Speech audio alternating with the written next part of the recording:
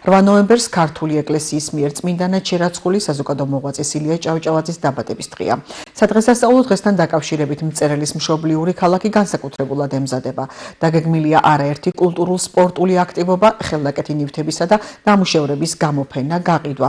ქალაქის მთელ პერიმეტრზე კი გაიმართება სპორტული ღონისძიებები. საერთო სახალხოზე იმი დღის ბოლოს ლეგენდარული ქართული ხმების გალა კონცერტით დასრულდება. 8 ნოემბერს ტრადიციულად ყოველში აღნიშნავთ ილიაობის დღესასწაულს.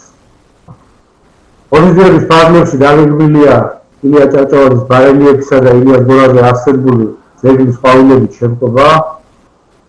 სახელმწიფო მუზეუმის ეზოში აღევლინება წმინდა ილია მართვის პარაკლისი, ჩატარდება ქართული ტრადიციული მასტერკლასები, ურისხობა, თათარაობა, ღვინის დეგუსტაცია.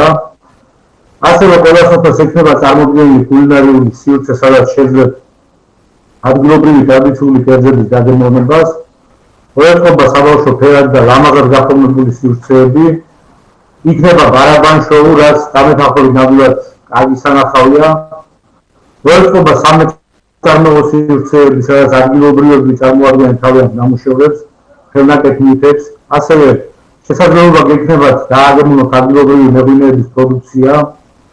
ადგილობრივი ანსამბლების მონაწილეობით გაიმართება კონცერტი, ხოლო საღამოს ლამაზად დააგვირგვინებს ანსამბლი ქართული ხმები.